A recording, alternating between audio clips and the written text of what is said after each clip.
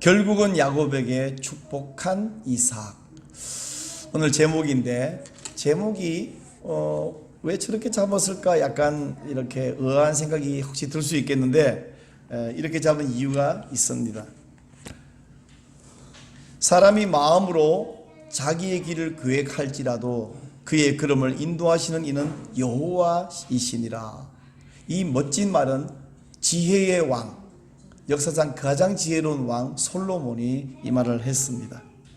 근데 이 말은 참 멋진 말인데 이 말의 속뜻이 이런 말입니다.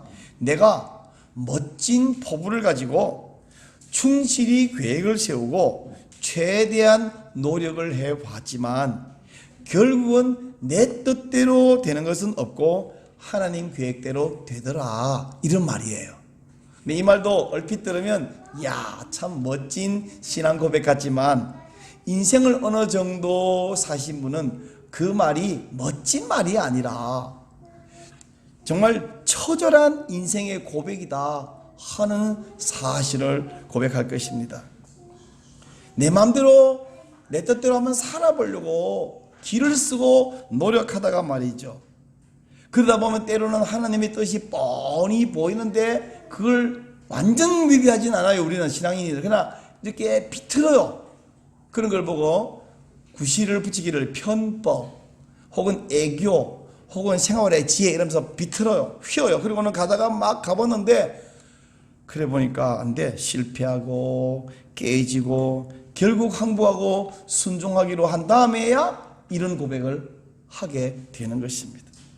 오늘 우리가 만나게 될 주인공 이삭도 바로 그런 고백을 한 사람입니다. 여러분, 성경 인물 특별히 4대 족장 중에 가장 인생에 굴곡이 없는 사람을 꼽으라면 바로 이삭을 꼽을 수 있죠. 아브라함도 굴곡이, 야곱은 더 많고, 요셉 아주 초창기부터. 근데 이삭은 정말 겉보기는요 순종 잘하는 모범생, 말 그대로 범생이 같지 않습니까? 근데 사실은요 이 이삭이 사실은 아무도 못 말리는 똥꼬집이 있었어요. 어느 정도냐면 하나님의 뜻을 뻔히 알면서 하나님까지도 이겨 먹으려고 했습니다. 그리고 인생 막판에 가서 하나님께 항복했어요. 오늘 이 주인공의 생애를 여러분 살펴보면서 이 이삭을 평가하는 히브리서의 평가를 보면서 여러분은 끝까지 버티다가 막판에 깨지고 나서 벌벌 떨지 말고 아주 처음부터 애초에 하나님께 항복하고 순종하는 믿음의 사람들이 되시기를 축복합니다. 이삭은 여러분이 잘 아시는 대로 아브라함이 100세에 낳았죠. 그래서 아브라함과 사라는 아주 인생의 초점을 이삭에게 다 맞추었어요.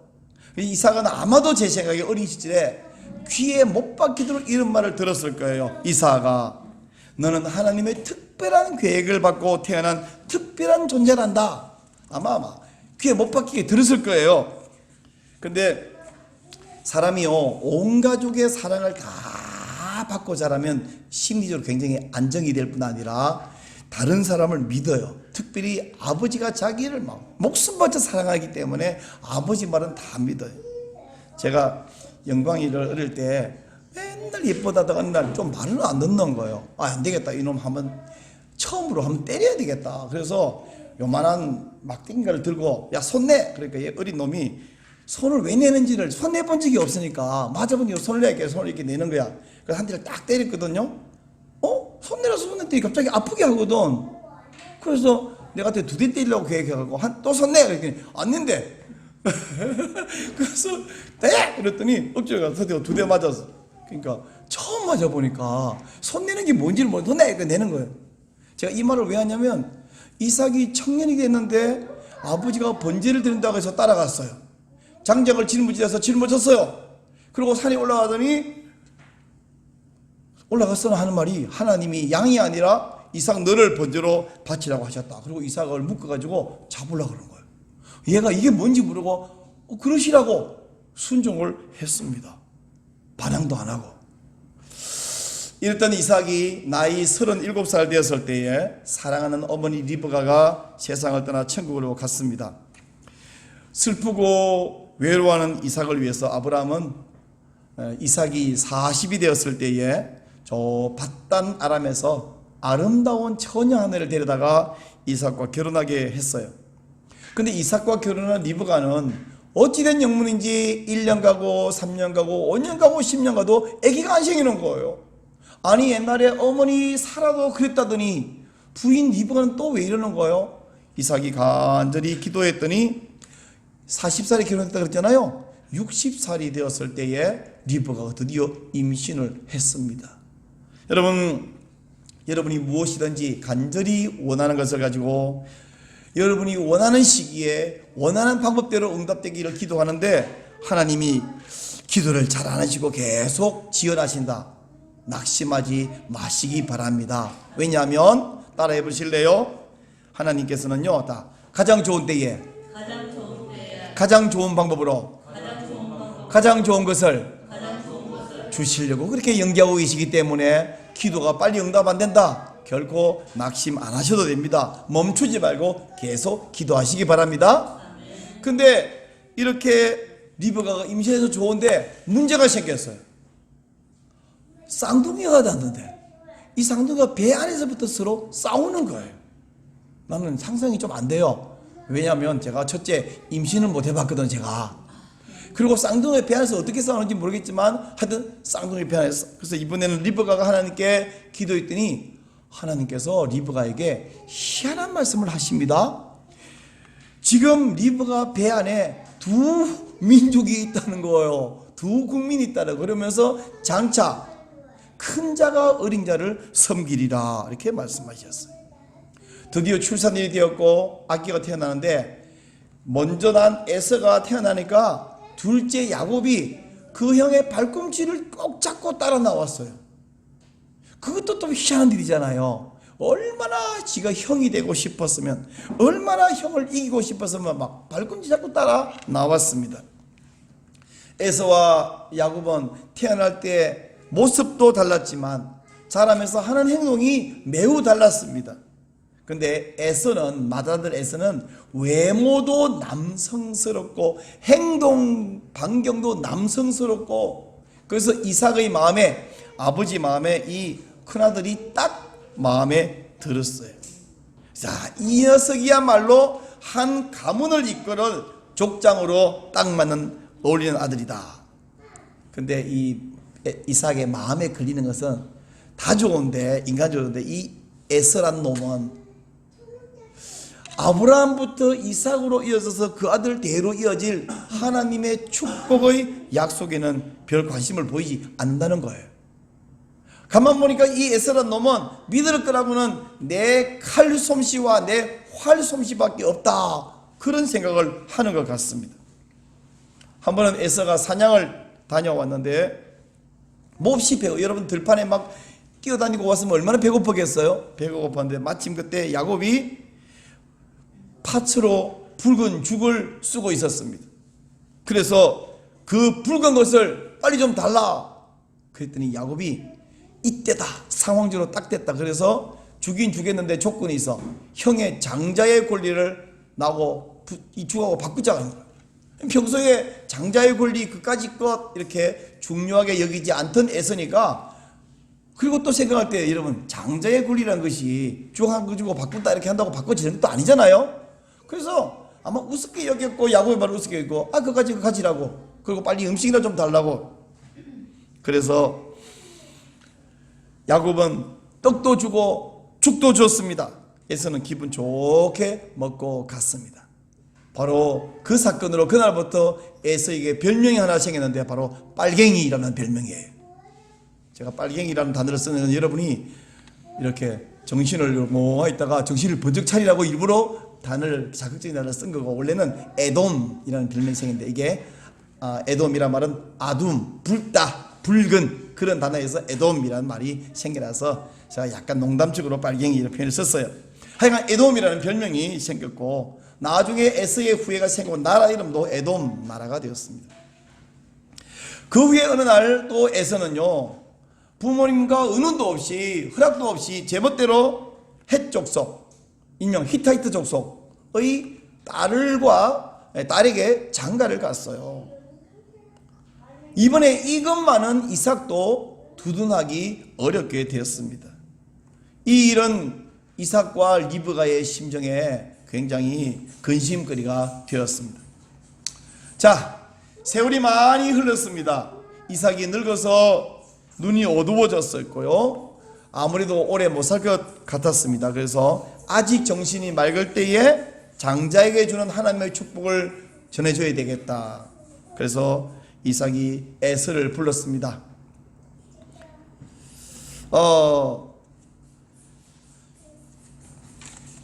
옛날에 에서가 야곱에게 장자권리를 팔아버린 것도 이삭이 들었고 알고 있습니다. 또 에서가 해쪽 속에게 장가버리는 것도 알고 있습니다. 신경이 쓰이지만 그래도 자기가 더 좋아하는 아들, 자기가 볼 때 인간적으로 얘가 족장에 합당하다 싶은 그 아들에게 축복을 물려주고 싶었습니다. 그래서 에서에게 불러서 야, 너 주특기 사냥 아니냐? 가서 사냥해서 맛있는 요리를 만들어서 갖고 오면 내가 마음껏 먹고 힘내서 너에게 이 장자의 축복, 족장의 축복을 물려주마. 근데 여러분 그 시대에 그들의 생활 환경이 텐트를 천막을 치고서 염소 털로 짠 천막을 치고 살았으니까 옆 천막에 다 잘 들리겠죠. 그 이야기를 리브가가 들어버렸습니다. 그리고 리브가는 에서가 사냥을 나가자 야곱을 불렀고 빨리 가서 염소, 어린 염소 2마리 가져와라. 그걸 잡아서 여러분 어린 염소 고기 연할 거 아니에요? 맛있는 최대의 맛있는 요리를 했습니다. 그리고 그 염소의 가죽을 벗겨서 에서의 특징 털이 아주 많잖아요. 그래서 목과 손목에 털로 씌우고 그뿐이 아닙니다. 에서의 천막에 있는 에서가 입던 옷, 이 몸에서 우리나라 사람들은 이 채취가 좀 적게 나는 편이잖아요. 근데 이 사람들은 왜 채취가 많이 나니까 에서와 야곱은 특징도 다르면서 몸도 다르면 그 몸의 채취도 많이 다르겠죠. 그래서 에서의 옷을 가져다가 야곱에 입혔습니다. 이제 야곱은 이삭에게 어머니가 만들어준 특별 요리를 들고 온 몸에 염소 가죽을 잘 포장을 하고 에서의 옷을 입고 그리고 이삭에게 갔습니다. 아버지 누구냐? 에서이옵니다. 그래서 만져봤습니다. 가까이 와서 만져보는데 목소리는 좀 의심이 가긴 하지만 만져보기도 하고 냄새도 맡아보는데 안 보이니까 촉각과 후각으로 확인해봤는데 에서가 맞는 것 같은데 목소리는 좀 이상한 것 같아. 그리고는 마음껏 복을 빌어주었습니다. 오늘 읽은 본문 27절 중간부터 29절까지 있는 말씀. 내 아들의 향취는 여호와께서 복 주신 밭의 향취로다. 하나님은 하늘의 이슬과 땅의 기름짐이며 풍성한 곡식과 포도주를 내게 주시기를 원하노라. 만민이 너를 섬기고 열국이 내게 굴복하리니 내가 형제들의 주가 되고 내 어머니의 아들들이 내게 굴복하며 너를 저주하는 자는 저주를 받고 너를 축복하는 자는 복을 받기를 원하노라. 마음껏 복을 빌어줬습니다. 네, 여러분 이런 것이 영화에 진행되면 여러분도 굉장히 긴장되죠. 그 사이에 에서가 딱 들어댔으면 큰일 나잖아요, 그죠? 나게 딱 비껴가서 야곱이 나가고 좀 있으니까 에서가 잡아온 사냥감으로 요리하고 이삭 앞에 나타났습니다. 아버지 저 왔습니다. 누군데? 에서입니다. 뭐라고? 저 에서라고요. 좀 전에 에서 왔다 갔는데? 왔다 가긴 저 지금 막 왔는데요. 그럼 금방 왔다 간 녀석은 누구냐? 누구겠어요? 뻔하지, 야곱이죠. 근데 여러분 이제 여기가 굉장히 가장 중요한데 33절에 보면요, 33절에 보면 이삭이 이 상황에서 나타난 반응이 굉장히 중요한데 이삭이 심히 크게 떨며 이르되, 심히 크게 떨며 이르되. 자 여러분, 이삭이 자기가 야곱에게 속았다는 사실을 확인한 그 순간에 왜 심히 크게 떨었는가? 제가 생각할 때 보통 사람이라면 불같이 화를 내야 되죠. 불같이 화를 내면서 동시에 어떻게 됩니까? 거짓말로 감히 족장을 속이고 아버지를 속이고 축복을 가로채간 그놈에게 축복은 그냥 저주가 있을지어다. 그리고 내 사랑하는 아들 에서에게 야곱이 했던 모든 축복은 취소. 그리고 너 에서에게 그 모든 것이 돌아가기를 원하노라. 이렇게 말할 수 있을 거 아니에요. 근데 불같이 화내는 대신 부들부들 떨고 있는 이삭. 왜 이렇게 부들부들 떨고 있느냐 하면 힌트가 여기 있어요. 3절 끝에 보면 네가 오기 전에 내가 다 먹고 그를 위하여 축복하였은즉 그가 반드시 복을 받을 것이니라. 여러분, 제가 좀 전에 말했잖아요. 그 했던 축복은 다 취소. 왜? 거짓말 계약이니까 취소지. 그리고 너 에서에게 이랬는데 그가 복 받는 걸 내가 막을 길이 없다. 이 정도가 아니라 그가 반드시 복을 받을 것이니라. 이거 좀 이상하지 않습니까, 여러분? 그리고 아니 아버지 빌어줄 복이 그 하나밖에 없습니까? 남은 거 없습니까? 저에게도 주세요. 그럴 때에 뭐라고 말하냐면 이렇게 말합니다. 네 주소는 땅의 기름짐에서 멀고, 이 저주죠, 그죠? 내리는 하늘 이슬에서 멀 것이며, 이것도 저주죠. 너는 칼을 믿고 생활하겠고 네 아우를 섬길 것이며 네가 매임을 벗을 때는 그 멍에를 네 목에서 떨쳐버리리라. 와, 이삭이 왜 이랬을까요? 족장을 속인 야곱에게 한번 축복했으니 거두드릴 수 없다는 말일까요? 그렇지 않습니다. 저는 히브리스를 보다가 처음에는 의아했고 이 사실을 확인한 다음에는 깜짝 놀랐습니다. 여러분 잘 아시는 대로 히브리서 11장에서 믿음의 사람들을 나열하고 있잖아요. 어디부터 출발하죠? 아벨, 에녹, 그리고 노아, 아브라함, 사라, 그리고 이제 이삭까지 왔잖아요. 근데 다른 사람들의 이야기는 제법 길게 몇 절씩 말하는데 이삭이 와서 딱 한마디밖에 안 합니다. 믿음으로 살았던 이삭에 대해서, 믿음으로 이삭이 무슨 행동이냐면 믿음으로 이삭은 장차 있을 일에 대하여 야곱과 에서에게 축복하였으며, 이 한 절로 끝입니다. 아니 여러분, 제가요 오늘 이삭 생애를 간략하게 말했지만 간략하게 말한 것도 길잖아요. 그 긴 이삭의 생애 가운데서 가장 중요한 사건, 믿음으로 행동한 일이 하나밖에 없습니까? 그리고 그 일이 바로 야곱과 에서에게 축복한 일입니까? 곰곰이 고민을 해봤어요.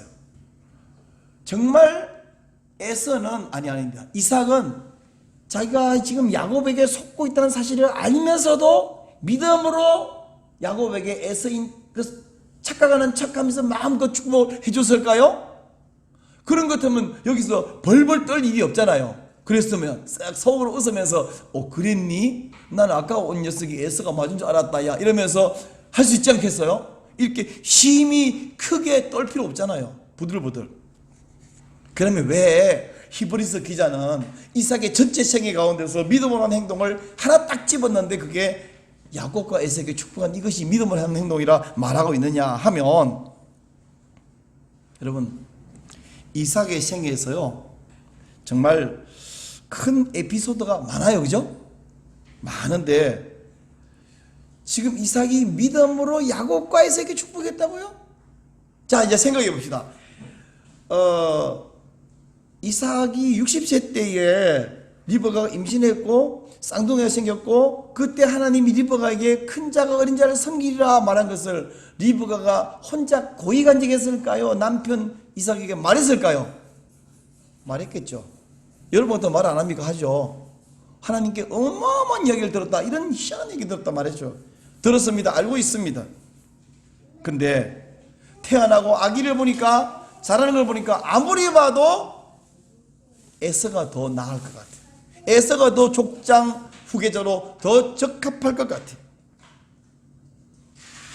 그래서 에서에게 별미를 준비하면 축복해 주마. 근데 막상 축복을 받아간 놈은 야곱이야. 여러분 등에 갑자기 식은땀이 쫙 흐르지 않습니까? 그 순간 에서이 옵니다. 네가 에서라고? 그럼 아까 왔다가 내는 야곱이었구나. 사람이 아무리 자기 마음대로 하려고 해도 하나님은 못 이긴다 하는 사실을 깨달은 거예요. 이게 솔로몬식으로 표현하면 사람이 마음으로 자기 길을 계획할지라도 그의 걸음을 인도하시는 이는 여호와이시니라 하는 사실을 아주 충격적으로 깨닫는 순간이 되었습니다. 이삭의 평생의 고집,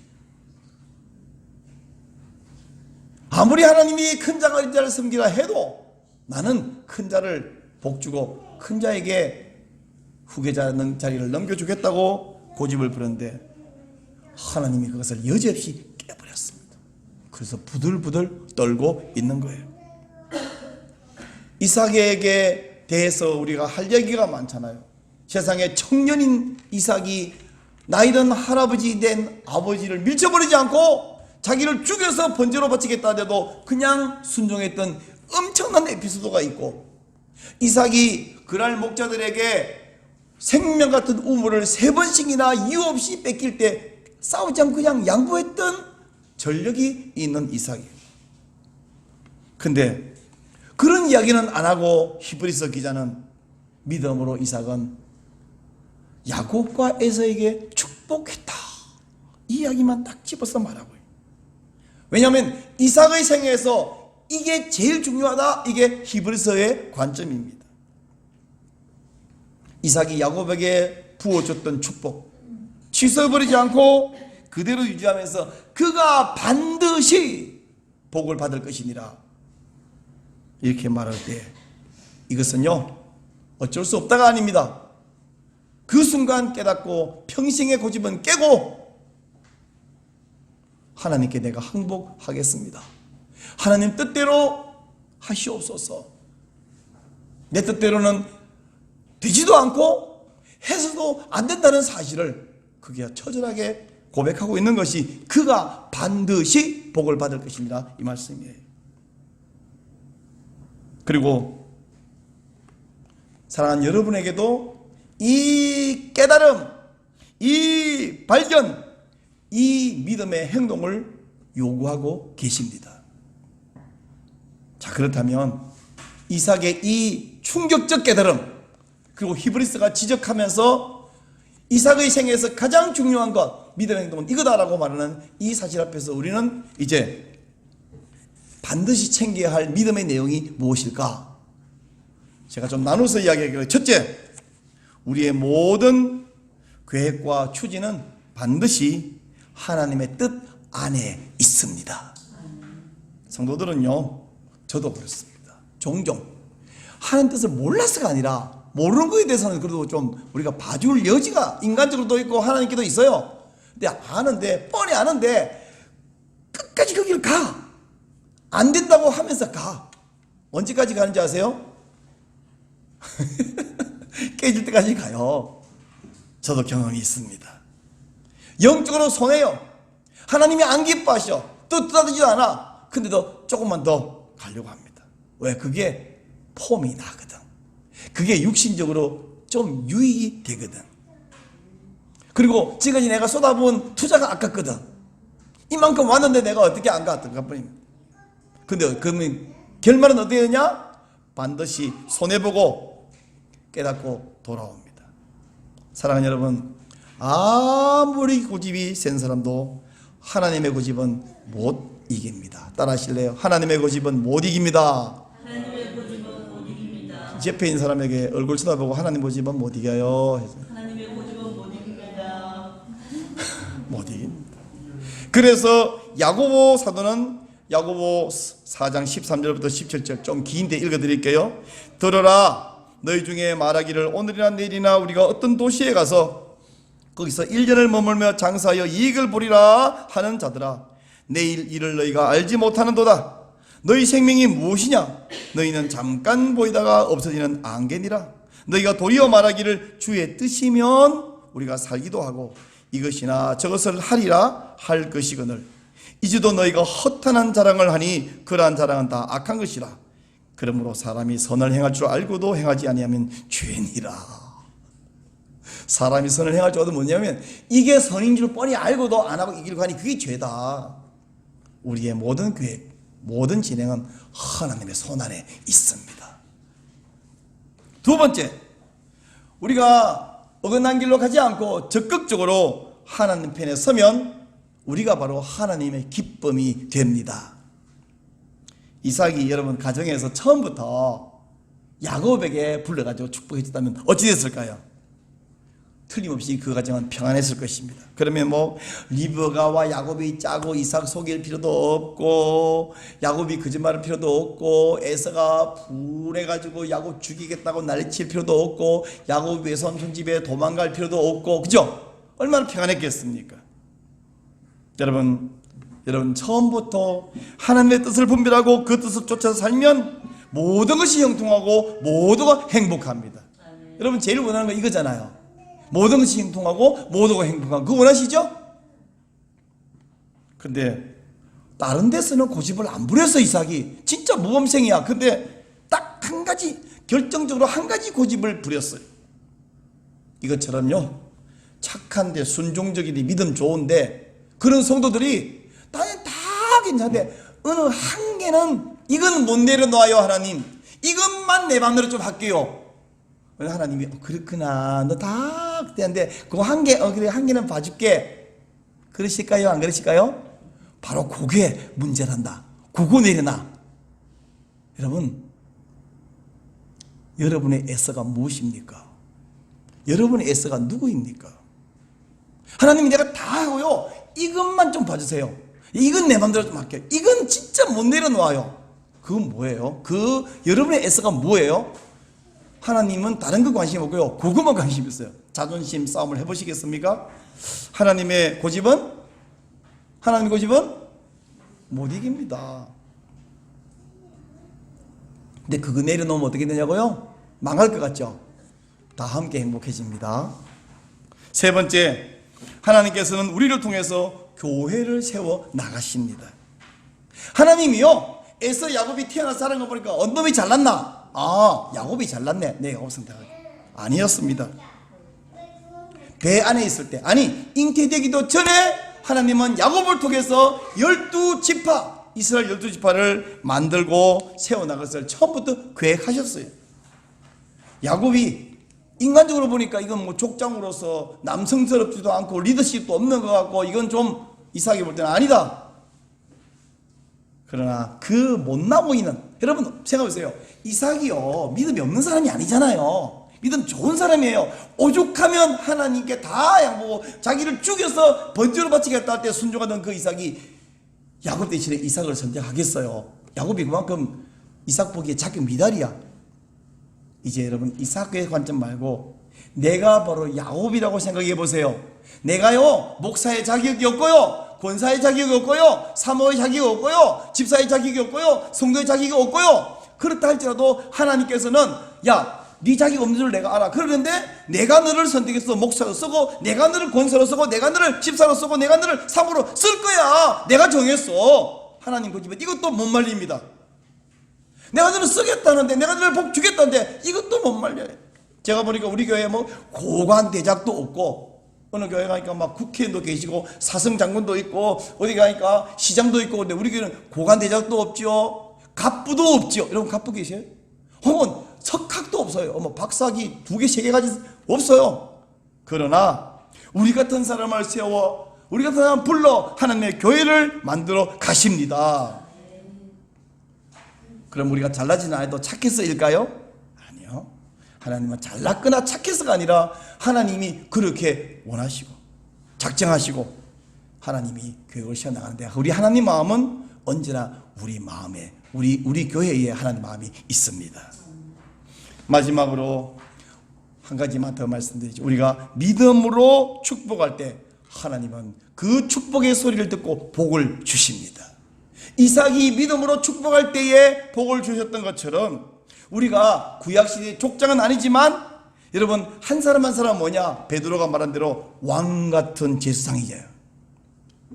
그러므로 그 기도에 따라서, 그 축복에 따라서 하나님은 복을 주십니다. 그러므로 여러분, 내가 목사도 아니고 내가 뭐 장로도 아니고 구약시대 족장은 더더욱 아니고 그렇게 생각하지 말고 나는 왕같은 제사장이다, 내 입에 복이 붙어있다, 이걸 믿으시고 믿음으로 이 교회를 축복하십시오.